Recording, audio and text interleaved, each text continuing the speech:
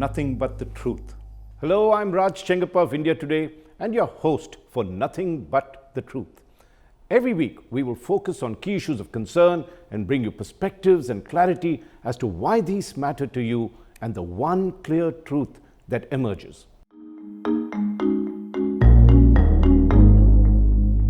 Prime Minister Narendra Modi, like all successful political leaders, has a 360-degree vision which, accompanied by an inspiring narrative and superb oratory, helps him identify key battles early. He then draws up deft strategies of attack, strikes at the most opportune moment, even leading from the front to vanquish any opposition he may encounter. He demonstrated these extraordinary qualities in full measure in the just concluded assembly elections. Prime Minister Modi knew that the stakes were high for him and the Bharatiya Janata Party, or the BJP, as this was the final round of assembly polls before the all-important general election of 2024. Their aspiration is to ensure a third successive Lok Sabha victory.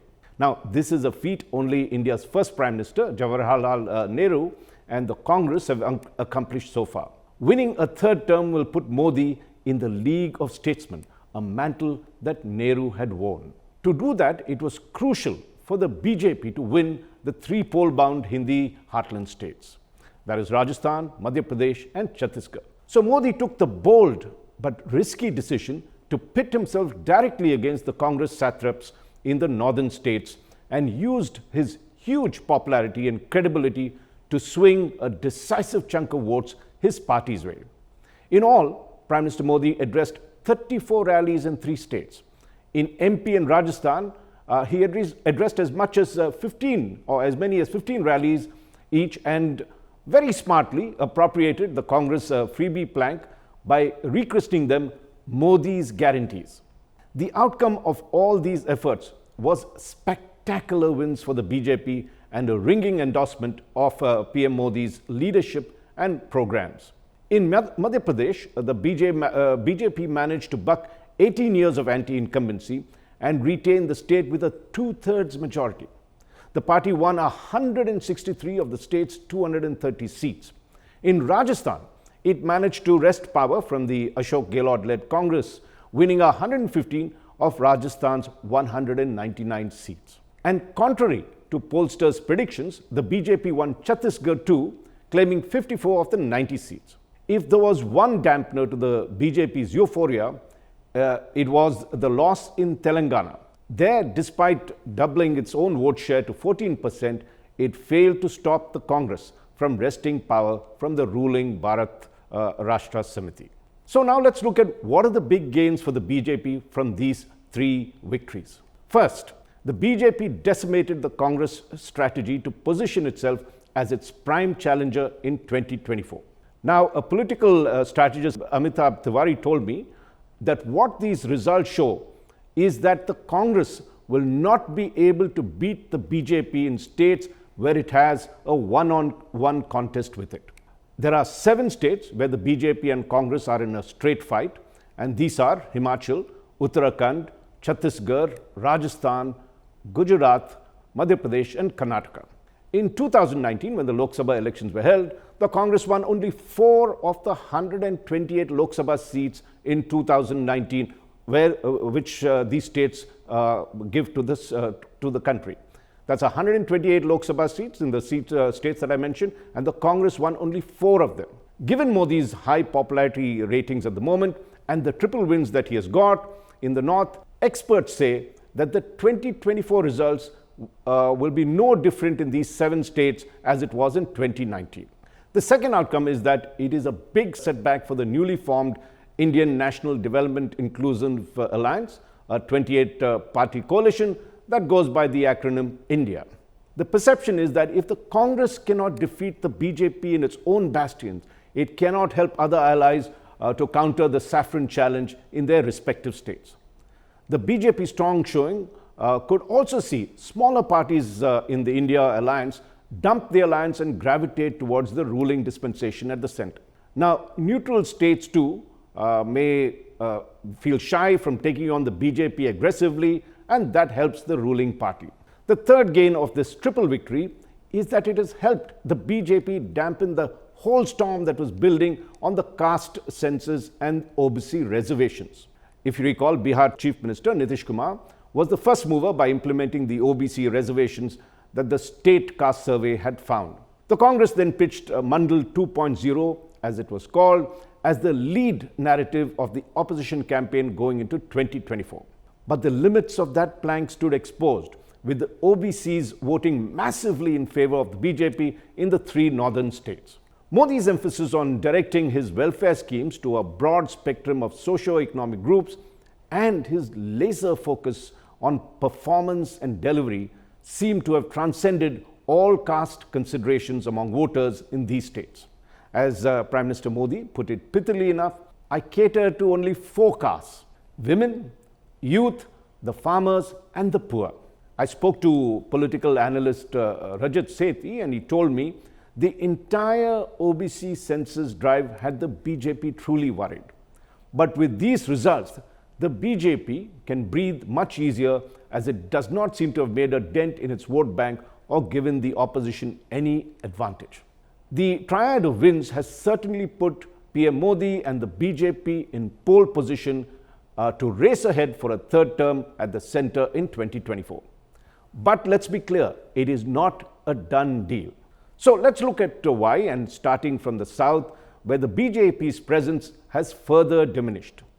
The BJP lost Karnataka, if you recall, the only southern state under its rule, to the Congress in May. The six southern states of Karnataka, Tamil Nadu, Andhra, Telangana, Kerala and Puducherry have a total of 130 Lok Sabha seats.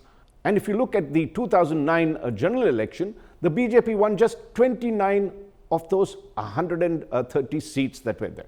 Of these, 25 came from Karnataka alone and the other 4 from Telangana. It did not open its account in Tamil Nadu, Andhra and Kerala in 2019. With the Congress now having won Karnataka and Telangana, the BJP may have a tough time improving its tally in the south, even if Modi's personal popularity helps the party hold on to what it won in 2019. Now let's move to the east. Here too, the BJP does not have a firm grip over the 4 eastern opposition-ruled states, which are Bihar, West Bengal, Odisha and Jharkhand. Of the 117 parliamentary seats that these states contribute, the BJP won just 54 in 2019. In West Bengal, with Mamata Banerjee and the TMC reasserting themselves, and if the India Alliance gets its act together, the BJP may find it difficult to retain the 18 of the 42 Lok Sabha seats it won in Bengal in 2019. Now, it could suffer a similar fate in Bihar, where it may find it hard to retain its 2019 tally of 17 out of 40 seats. Remember, if the JDU and the RJD combine, that is of Nitish Kumar and Tejasvi, if that combine strengthens, then the BJP is in trouble over there. In the West, Maharashtra is another uncertain prospect. And if you take a look, the state gave the BJP 23 of its 48 seats in 2019 and 18 to its then ally, the undivided Shiv Sena. Now, while the BJP is confident of retaining its share, it is not so sure if its coalition partners, the Shinde faction of the Sena and the breakaway National Congress Party, headed by Ajit Pawar, can hold their own. If you come to the north, things don't look good in Haryana either. The BJP made a clean sweep of its 10 seats in Haryana in 2019, but with growing anti-incumbency in that state, an encore seems very difficult. In Punjab, with the Aam Aadmi Party running the show, the Congress resurgent and the Akali Dal trying to claw its way back, the BJP might find it difficult to even retain 2 of the seats it won in 2019 of the state's total seats of 13. So if you add up all the Lok Sabha seats in these states, then they total to 318, which means that the BJP would have to fight hard to win these states. The only states that the BJP can be confident of sweeping are the 3 that it has won recently, and Uttar Pradesh, Gujarat and Assam. Together, these states constitute 185 seats, of which in 2019 the BJP won 159 seats and its ally another 2 seats. So, in all, the BJP begins 2024 with the advantage of having around 160 of the 543 seats in its pocket. But it needs 112 more seats from the remaining 383 Lok Sabha seats to cross the simple majority mark of 272.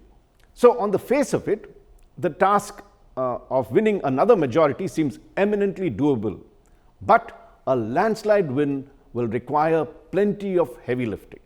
Rajat Sethi, who I had mentioned earlier, the analyst, told me that the strategy of the BJP in the coming months will be to search for greenfield areas wherever it can win most seats. And it will go about it with surgical precision, sending out MLAs from states where it is secure to other potential states to energize the cadre and expand its support base. The idea, he says, will be to build the party from bottom up. Now, apart from using various means to propagate Hindutva to keep its faithful, the BJP is also making a concerted effort to woo the scheduled caste and scheduled tribes. That's because they have between them 84 seats for the scheduled caste and 47 seats for the scheduled tribes that is reserved for them. And therefore, this is a major thrust that they would be doing in the coming months in the run-up to the polls. But more than arithmetic, it is Modi's chemistry with the electorate that can truly deliver for the BJP on its expectations. When India Today did its Mood of the Nation poll in August 2023, it showed that despite his 10 years as Prime Minister, or despite the fact that he's in the 10th year of his Prime Ministership, Modi's popularity continues to hover above 50%. That is extraordinary.